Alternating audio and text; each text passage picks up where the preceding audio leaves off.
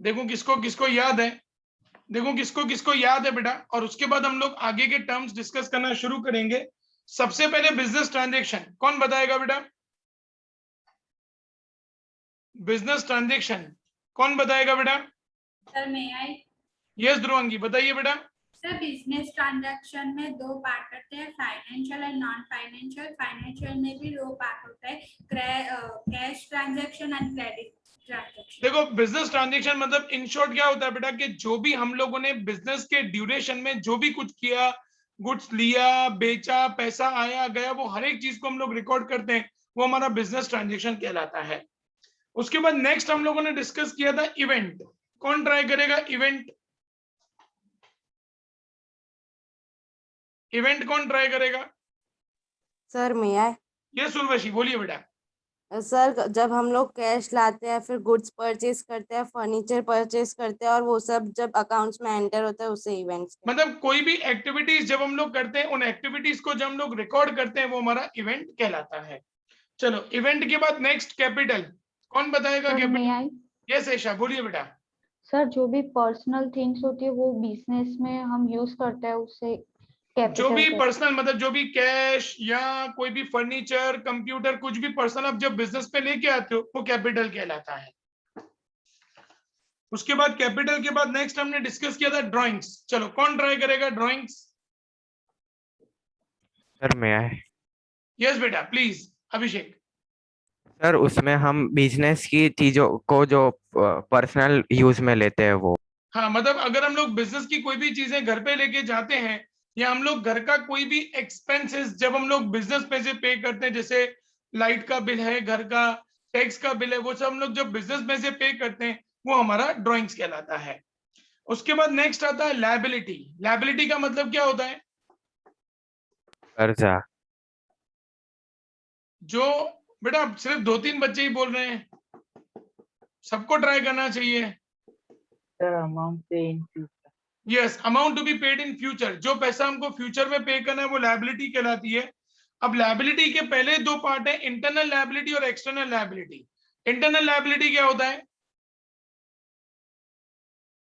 Students? Internal liability क्या होता है? कैपिटल। इंटरनल लायबिलिटी मतलब जो बिजनेस को ओनर को पैसा वापस करना हो, जैसे कैपिटल का पैसा वापस करना है, वो इंटरनल लायबिलिटी। और एक्सटर्नल लायबिलिटी क्या होता है? सर किसी जो आउटसाइडर्स, जो बिजनेस के बाहर के लोग हो, उनको जो पैसा वापस करना, वो हमारी एक्सटर्नल लायबिलिटी कहलाती है। उसके बाद current liability. Sir amount payable with in 12 months. Yes amount payable with in 12 months, वो हमारी करंट लायबिलिटी कहलाती है। And non current liability amount payable after 12 month. Amount payable after 12 month, जो पैसा हम लोगों को 12 महीने के बाद पे करना है, वो हमारा नॉन करंट लायबिलिटी। अब उसके बाद असेट्स। असेट्स का मतलब क्या होता है? Amount receivable in future. Receivable in future, जो पैसा हमारे पास फ्यूचर में आने वाला है, वो हमारी असेट्स कहलाती है। अब असेट्स में पहला डिस्कस किया था non current assets. Non current assets मतलब जो हमारे पास 12 महीने से ज्यादा टाइम ज्यादा, तक होती मतलब दो जो असेट्स हमारे पास 12 महीने से ज्यादा ड्यूरेशन के लिए रहती हैं, वो हमारी नॉन करंट असेट्स कहलाती हैं। उस नॉन करंट असेट में हमने पहला पढ़ा था टेंजिबल असेट्स। क्या होती है टेंजिबल असेट्स? जिसे हम मतलब टच कर सकते हैं, टच फील कर सकते हैं, जैसे लैंड है, बिल्डिंग है, मशीन्स है, फर्नीचर है, इनको हम लोग टच और फील कर सकते हैं, वो हमारी टेंजिबल असेट्स कहलाती हैं। इनटेंजिबल असेट्स जिसे हम टच नहीं कर सकते, जिसको हम लोग टच नहीं कर सकते, वो हमारी इनटेंजिबल असेट्स कहलाती है। जैसे एग्जांपल क्या दिया था मैंने? Sir goodwill, patent, copyright, goodwill, trademark. Patent, copyright, trademark, वो सब हमारी इनटेंजिबल असेट है। फिर उसके बाद करंट असेट्स। सर एक बार करंट असेट्स आप समझाओ। करंट असेट्स का मतलब क्या होता है बेटा? जिनका वैल्यू डेली बेसिस पे चेंज होता है। जैसे हमारे पास कैश पड़ा है, हमारा बैंक में बैलेंस पड़ा है, हमारे कस्टमर्स हैं, जो रोज अमाउंट हमारा चेंज होता जाता है, वो हमारी करंट असेट्स कहलाती है। करंट असेट्स के बाद लिक्विड असेट्स। क्या होता है लिक्विड असेट्स? जो हमारे पास 12 महीने से कम समय के लिए होती है। नहीं, जिनको हम लोग बेटा इजीली कैश में कन्वर्ट कर सकते हैं, उसको हम लोग लिक्विड असेट कहते हैं।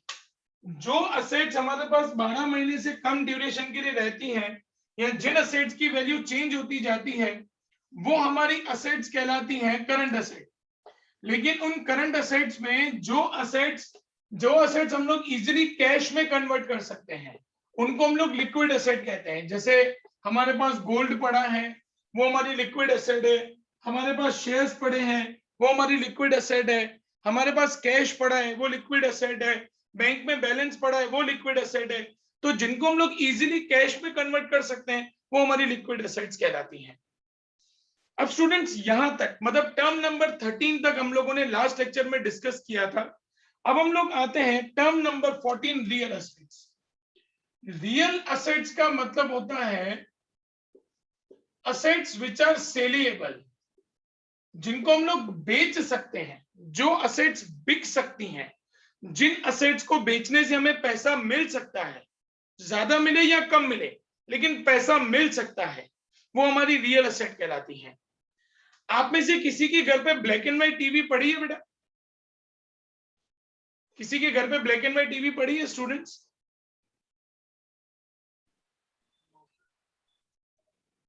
हाँ या ना तो बोलो ना बेटा कम से कम। No sir. नहीं है ना? अच्छा, अगर आपके घर पे suppose black and white TV पड़ी हो बेटा, आप उसको बेचोगे तो उसका पैसा मिलेगा क्या कुछ भी? No sir. It is not your real asset, वो आपकी रियल एसेट नहीं है। मतलब कोई भी ऐसी असेट्स जिनको हम लोग जब बेचें तो उनको बेचने से हमें पैसा मिले, कुछ ना कुछ पैसा मिले, वो हमारी रियल एसेट्स कहलाती हैं। रियल एसेट्स के बाद नेक्स्ट आती है बेटा फिक्टिशियस एसेट। फिक्टिशियस एसेट्स का मतलब होता है ऐसे एक्सपेंसेस जो आपने एक ही बार पे किए, ऐसे एक्सपेंसेस जो आपने एक ही बार पे किए लेकिन उनका फायदा आपको कई सालों तक मिलता है, वो आपकी फिक्टिशियस एसेट्स कहलाती हैं। जैसे कि कोई भी फर्म चालू होती है ना बेटा, तो उस फर्म को स्टार्ट होते हुए हमें कई सारे एक्सपेंसेस पे करने पड़ते हैं, उसके कई सारे डॉक्यूमेंट्स बनाने पड़ते हैं, और उन डॉक्यूमेंट्स को बनाने का जो खर्चा होता है ना उसको प्रिलिमिनरी एक्सपेंस बोला जाता है। क्या बोलते हैं बेटा उसको हम लोग? Preliminary expense. पे एक ही बार हुआ, हम लोगों ने जब फर्म चालू किया तो फर्म के लिए कई सारे डॉक्यूमेंट्स हमको बनाने पड़े, उन डॉक्यूमेंट्स को बनाने का जो खर्चा है वो हमारा प्रिलिमिनरी एक्सपेंस कहलाता है। प्रिलिमिनरी एक्सपेंस पे एक बार होगा लेकिन उसका बेनिफिट हमको सालों साल तक मिलेगा, क्योंकि जब तक आपकी फर्म चल रही है आपको दूसरी बार ये एक्सपेंस पे करने की जरूरत नहीं है। तो ये हमारी फिक्टिशियस एसेट कहलाती है कि कोई भी ऐसा एक्सपेंस जो हमने एक ही बार पे किया लेकिन उसका फायदा हमको कई सालों तक मिले, वो हमारी फिक्टिशियस एसेट कहलाती है। इसी तरीके से सपोज कोई होर्डिंग है, वो होर्डिंग मैंने 5 साल तक ले ली, मैंने कंपनी को 5 साल का एडवांस का पैसा दे दिया, अब वो 5 साल वो होर्डिंग मेरी, अब मैं वहां पे मेरी होर्डिंग लगाऊं, किसी और की लगाऊं या लगाऊं ही नहीं, किसी की भी कुछ भी करूं, वो मेरा लुकआउट है, उसमें कंपनी का कोई लेना देना नहीं है। मैंने कंपनी को 5 साल का चेक दे दिया, अब 5 साल तक वो होर्डिंग मेरी है, वहां पे मुझे जो करना है मैं कर सकता हूं। तो पेमेंट एक बार किया लेकिन उसका बेनिफिट जो मुझे 5 साल तक मिलेगा उसको हम लोग कहते हैं एडवर्टाइजमेंट कैंपेन एक्सपेंडिचर। तो ऐसे जो एक्सपेंसेस होते हैं ना बेटा उनको हम लोग फिक्टिशियस एसेट्स कहते हैं कि जिनको हम लोग पे एक ही बार करें लेकिन उनका बेनिफिट कई सालों तक मिलता रहे, वो हमारी फिक्टिशियस एसेट्स कहलाती हैं। टर्मिनोलॉजी नंबर 14 एंड 15 क्लियर हो गया बेटा आप लोगों को? Yes sir. Yes, sir. Now students terminology number 16 receipts.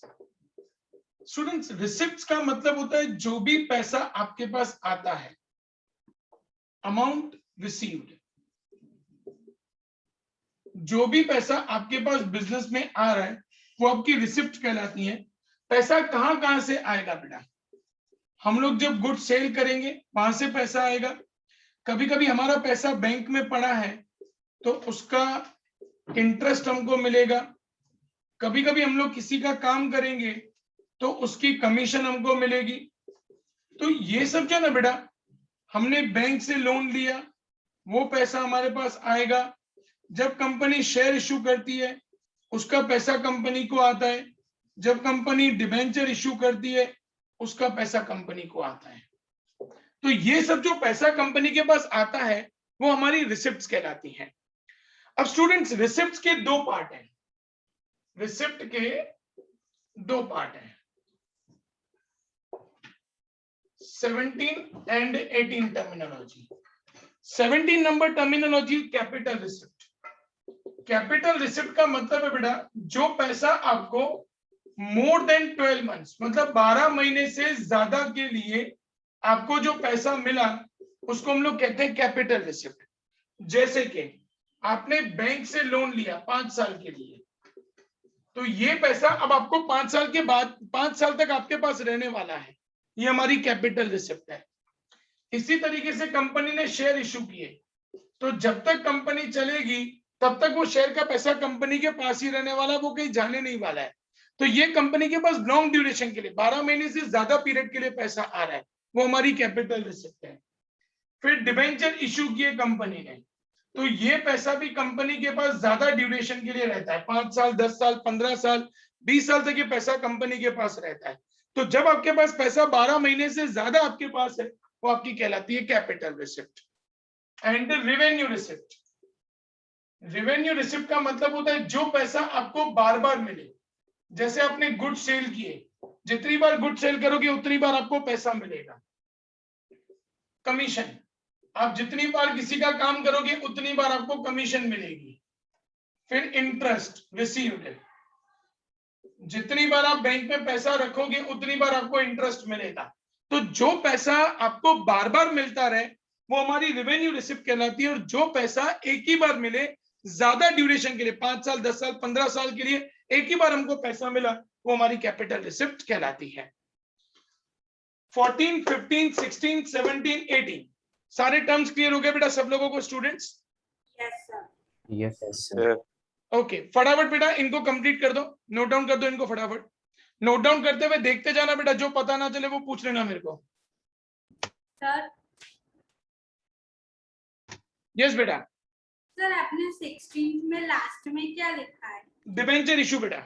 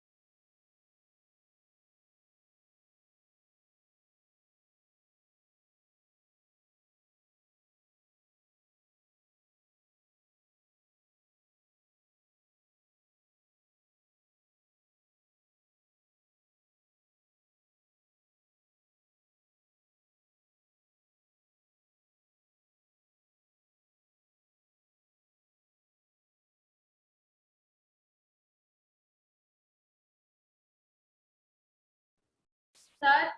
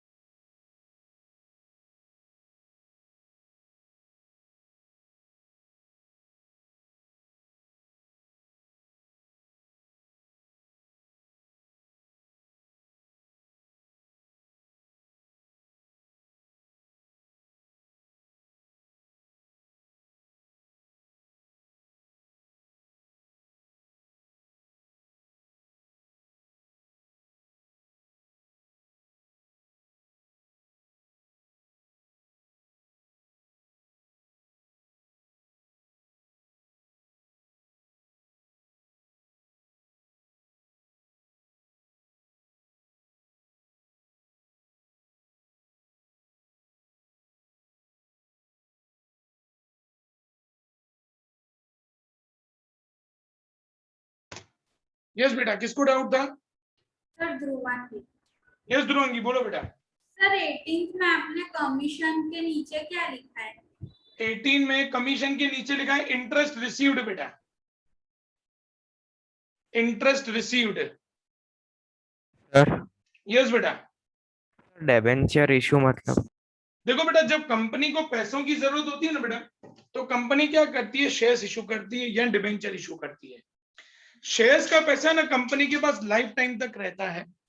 Debenture का पैसा क्या होता है, कंपनी 5 साल 10 साल 15 साल के लिए इशू करती है डिबेंचर, और उसके बाद उनका पैसा वापस कर देती है। जब कंपनी शेयर इशू करती है ना बेटा, तो वो लोग कंपनी के मालिक बन जाते हैं, उनको हमको प्रॉफिट पे हिस्सा देना पड़ता है। जबकि डिबेंचर को क्या होता है कि ये लोन की तरह होता है कि हम लोग उनको इंटरेस्ट देते हैं, और फिर जब उनका ड्यूरेशन खत्म हो जाता है तब हम लोग उनका पैसा उनको वापस कर देते हैं। क्लियर बेटा? Yes sir.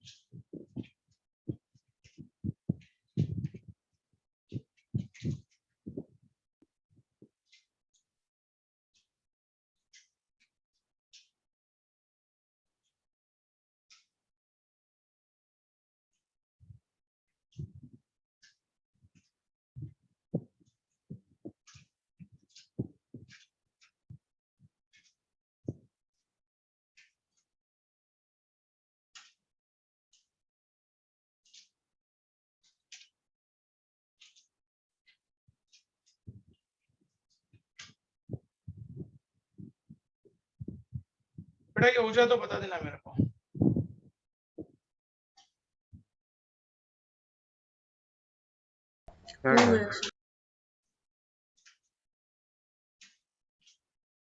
बेटा कंप्लीट हो गया सबका? Yes, sir. Yes. Yes.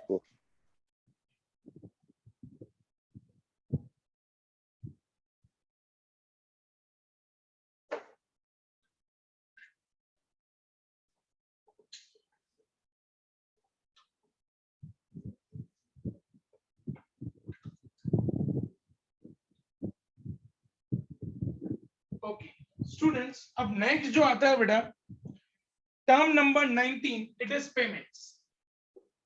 Payments मतलब एज अ बिजनेसमैन हम लोग जब किसी को पैसा देते हैं वो हमारी पेमेंट्स कहलाती हैं। जैसे कि हमने गुड्स खरीदे, उनका पैसा दिया, स्टाफ को सैलरी पे किया, किसी से लोन लिया तो उनको हम लोगों ने इंटरेस्ट पे किया,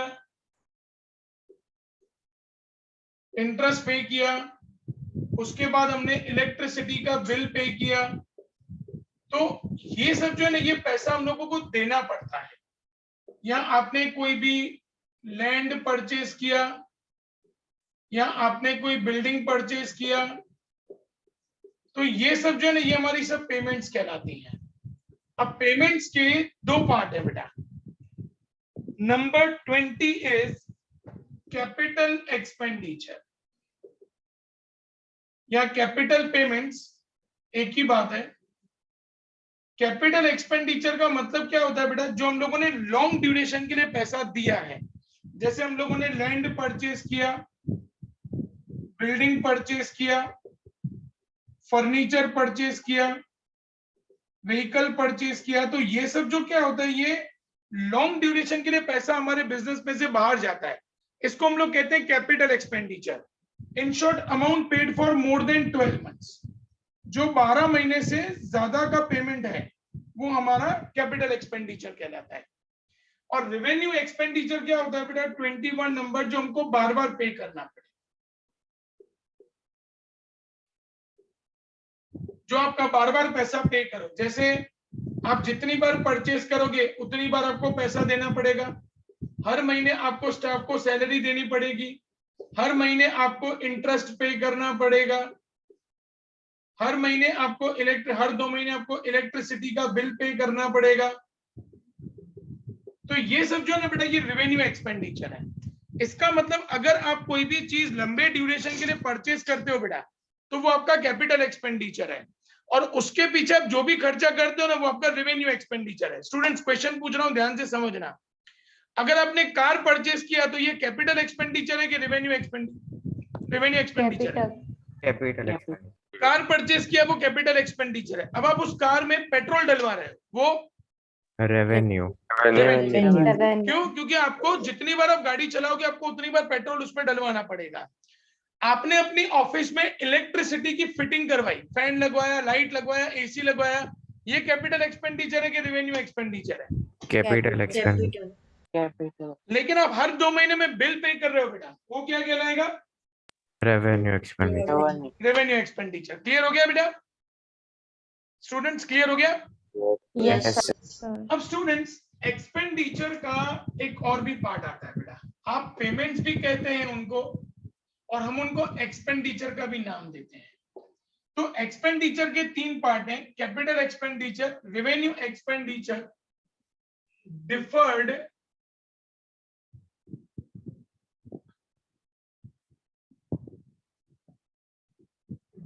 रेवेन्यू एक्सपेंस।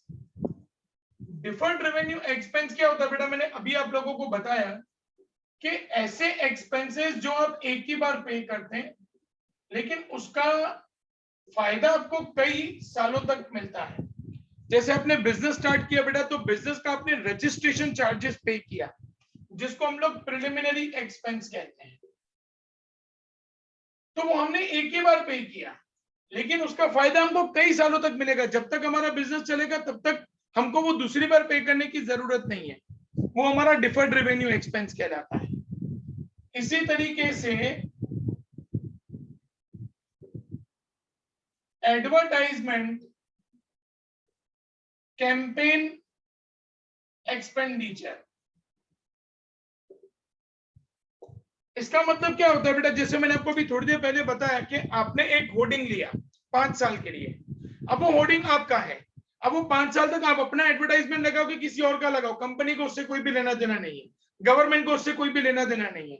आपने उनको 5 साल का पेमेंट कर दिया, अब वो होर्डिंग आप यूज करो कि कोई और यूज करे, उससे उनका कोई भी लेना देना नहीं है। तो ये जो एक बार एक्सपेंस हमने पे कर दिया, लेकिन अब इसका फायदा हमको 5 साल तक मिलेगा, ये हमारा डिफर्ड रेवेन्यू एक्सपेंस कहलाता है। 19, 20, 21, 22 क्लियर हो गए बेटा सारे के सारे students? Yes sir. Yes sir. लिख दो बेटा इसको फटाफट।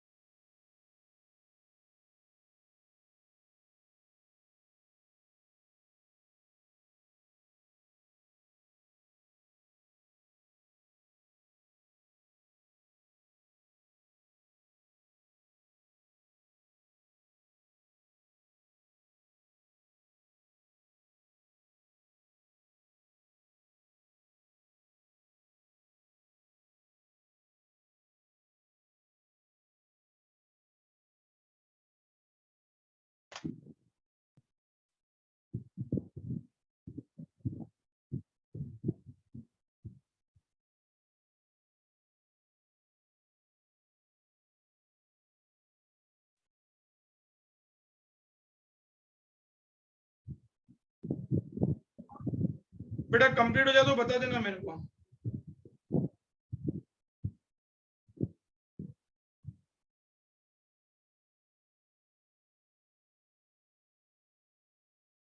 Yes, sir. Done. बेटा कंप्लीट हो गया सबका? Yes, sir.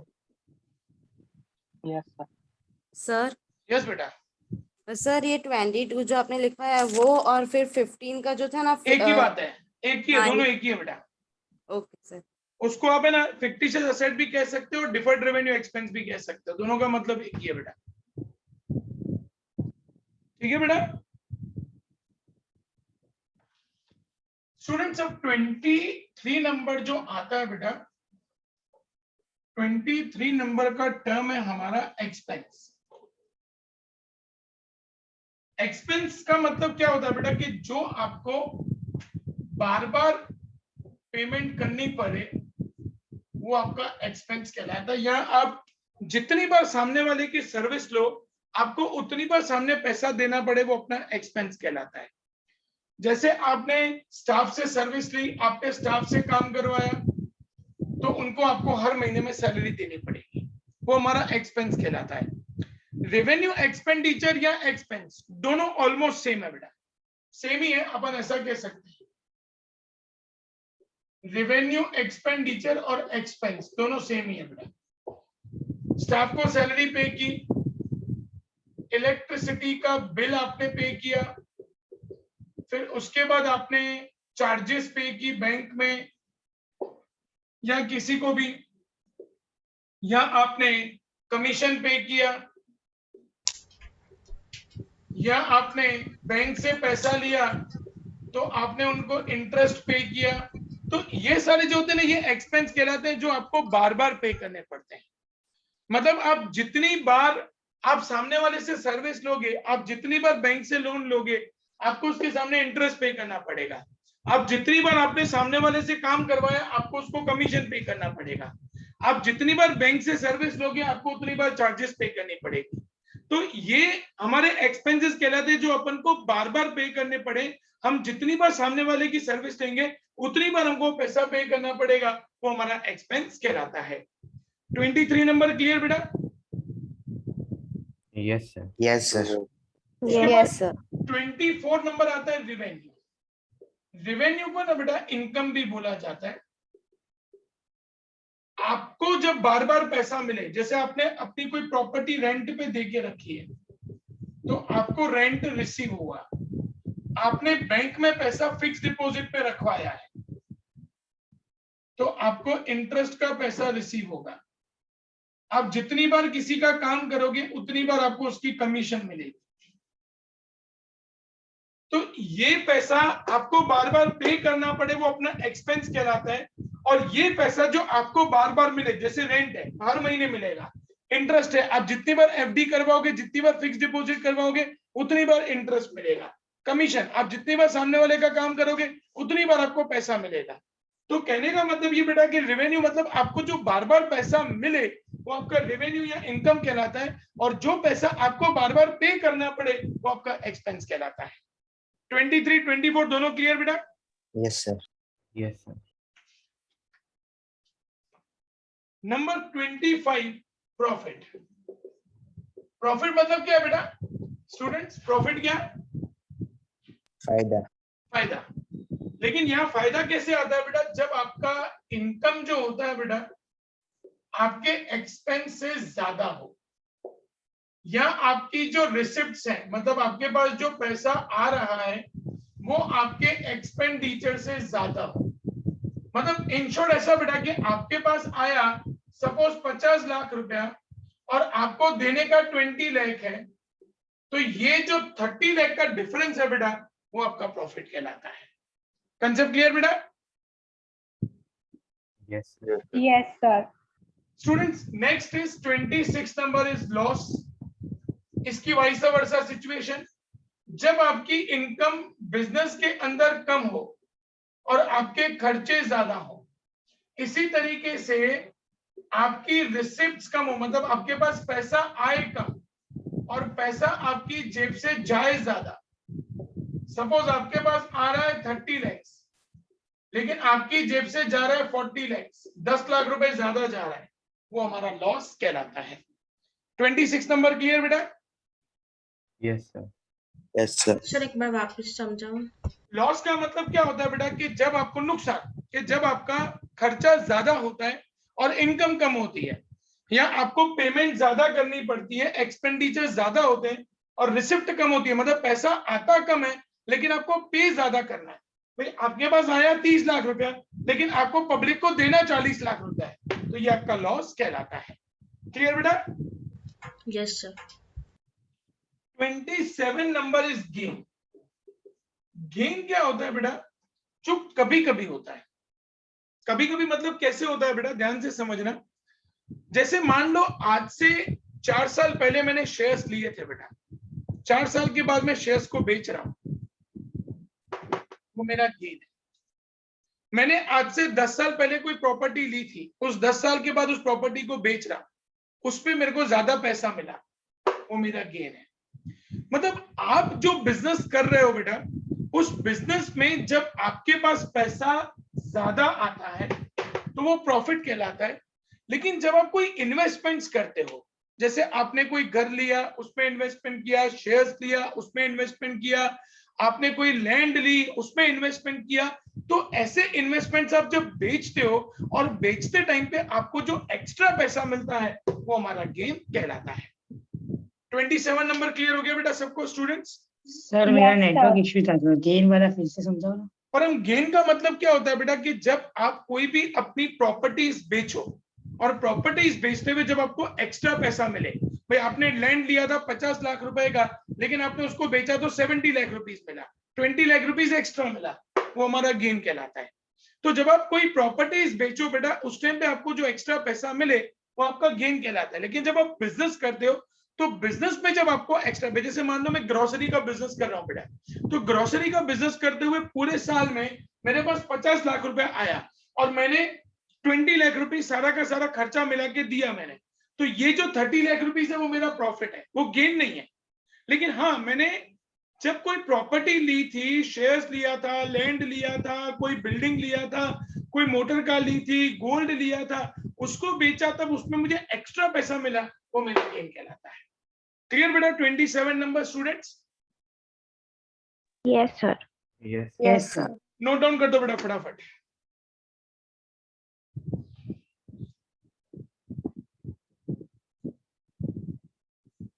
हमको आज 3 टर्म्स और डिस्कस करने हैं बेटा।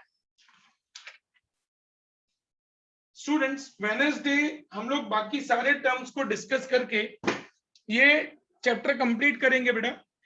फ्राइडे को स्टूडेंट्स मैं आप लोगों का डाउट सॉल्यूशन लेक्चर लूंगा इस पूरे चैप्टर का, जिसमें आपको 2 पीडीएफ भेजी गई है। एक पीडीएफ में क्वेश्चन आंसर्स हैं और दूसरी पीडीएफ में आपकी ये टर्मिनोलॉजीज हैं। तो फ्राइडे तक आपको बेटा ये दोनों प्रिपेयर कर लेना है। फ्राइडे में इसके डाउट सॉल्व करवाऊंगा और संडे को अपनी इसकी एग्जाम होगी। Exam will be of 25 marks, जिसमें 15 मार्क्स के क्वेश्चन आंसर्स होंगे और 10 मार्क्स की टर्मिनोलॉजीज होगी।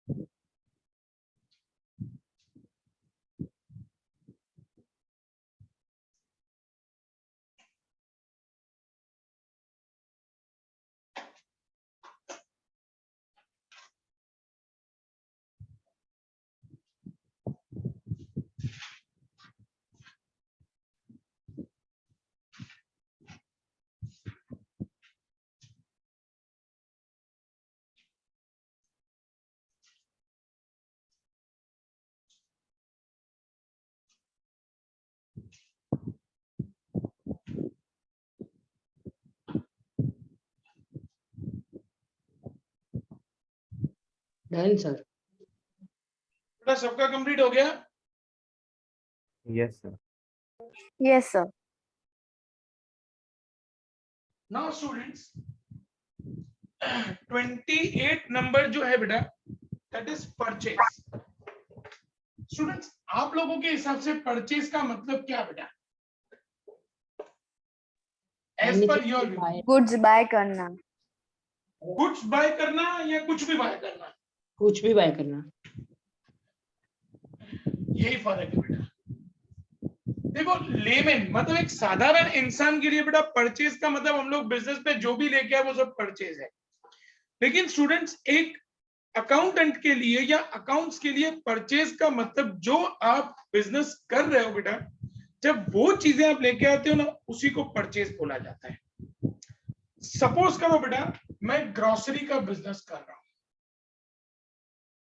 तो मैं जितनी भी ग्रोसरी लेके आऊंगा ना बेटा वो मेरा परचेज है। मैं व्हीट लेके आया, राइस लेके आया, ये सब मैं लेके आया ना वो मेरा परचेज है। लेकिन अगर मुझे ऑफिस के लिए फर्नीचर की जरूरत पड़ी बेटा, हम उसको परचेज कंसिडर नहीं करेंगे, ये फर्नीचर ही कहलाएगा, क्योंकि मैं उसका बिजनेस थोड़ी कर रहा हूं बेटा। मैं बिजनेस किस चीज का कर रहा हूं? ग्रोसरी का। तो मैं जितनी भी ग्रोसरी लेके आऊंगा ना वो मेरा परचेज है। ग्रोसरी के अलावा मैं कुछ भी लेके आता हूं, फर्नीचर लाया, कंप्यूटर लाया, ये सब चीजें लेके आया, फर्नीचर लाया तो फर्नीचर कहलाएगा, कंप्यूटर लाया तो कंप्यूटर कहलाएगा, उसको हम लोग परचेज कंसिडर नहीं करेंगे। टर्म नंबर 28 क्लियर बेटा?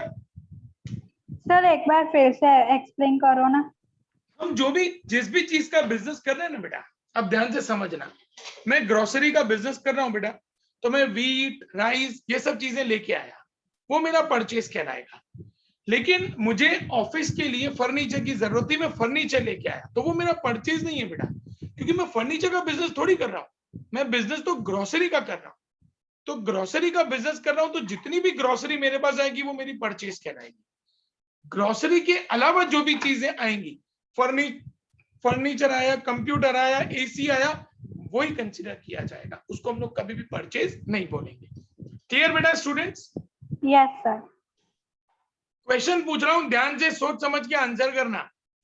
मेरा वेजिटेबल का बिजनेस है और सब चीजों को रिकॉर्ड करने के लिए मैं कंप्यूटर लेके आया, is it considered as purchase? No. No, sir. नहीं, वो परचेज नहीं कहलाएगा। मैं पोटैटो लेके आया, is it considered purchase? Yes yes sir. Yes. क्योंकि मैं बिजनेस किसका कर रहा हूं बेटा? वेजिटेबल्स का कर रहा हूं। अब सुनना ध्यान से स्टूडेंट्स, मेरा फर्नीचर का बिजनेस है, मैं 10 सोफा लेके आया, now this is yes sir. This is considered my purchase. अब मेरा फर्नीचर का बिजनेस है बेटा, ऑफिस में मैं कंप्यूटर लेके आया, is it considered as purchase? No. No sir. No sir. That is not considered as purchase. तो परचेज किसको बोलेंगे? गुड्स को। जिस चीज में हम लोग डीलिंग कर रहे हैं, जिस चीज का हम लोग बिजनेस कर रहे हैं, वो सब चीजें जब हम लोग लेके आते हैं वो हमारा परचेज कहलाता है। कंसेप्ट क्लियर बेटा? Yes sir. यस अब नेक्स्ट है स्टूडेंट 29 नंबर, सेल। सेल का मतलब जब आप चीजें बेचते हो बेटा, तो अगेन सपोज करो मैं ग्रोसरी का बिजनेस कर रहा हूं बेटा, जब मैं ग्रोसरी को बेचूंगा वो मेरी सेल कहलाएगी। लेकिन मेरे पास कंप्यूटर पुराना हो गया, मैंने कंप्यूटर को बेचा, is it considered as sale? No sir. नहीं, वो मेरा No, सेल sir. नहीं है, वो मेरा No. कंप्यूटर ही कहलाएगा, क्योंकि मेरा बिजनेस किस चीज का है बेटा? ग्रोसरी का। अब मैं वेजिटेबल्स का बिजनेस कर रहा हूं स्टूडेंट्स, मैंने पोटैटो सेल किए, पोटैटो बेचे, is it considered as sale? Yes. It is considered as Yes. Sale. मेरे पास है ना फर्नीचर पुराना हो गया था, वो फर्नीचर मैंने बेचा, is it considered as sale? No. No, it is not considered as sale. तो जिस चीज का हम लोग बिजनेस कर रहे हैं बेटा, उसके रिलेटेड जो भी गुड्स हम लोग लेके आते हैं वो हमारी परचेज कहलाती है, और उसी के रिलेटेड जो भी चीजें हम लोग बेचते हैं वो हमारी सेल कहलाती है। क्लियर बेटा? 29 number. Yes, sir. Yes, sir. Now, term number 30 is stock. आज का लास्ट. स्टॉक मतलब बेटा अनसोल्ड थिंग्स, अनसोल्ड आइटम्स जो बिकी नहीं है अभी तक.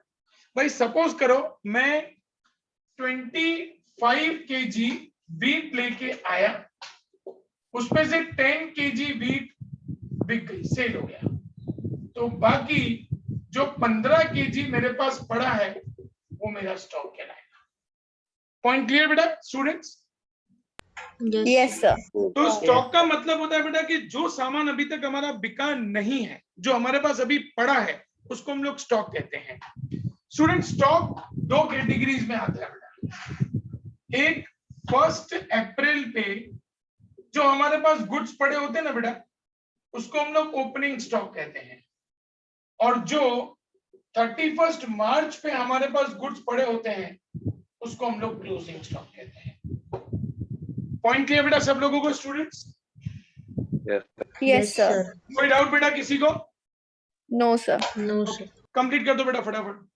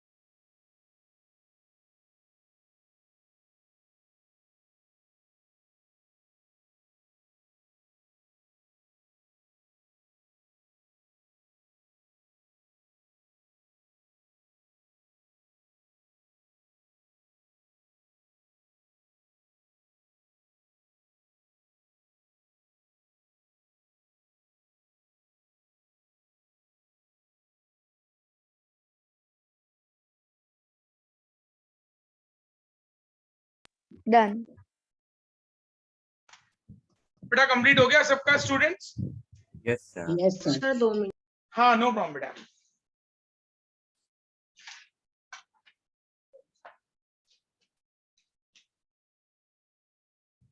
स्टूडेंट्स इसका मतलब आज हमने टर्म नंबर 14 से लेके टर्म नंबर 30 तक real assets, fictitious assets, receipt, capital receipt, revenue receipt, payment, capital expenditure, revenue expenditure, deferred revenue expense, expense, revenue, profit loss gain, purchase sale stock, इतने टर्म्स हम लोगों ने डिस्कस किए बेटा.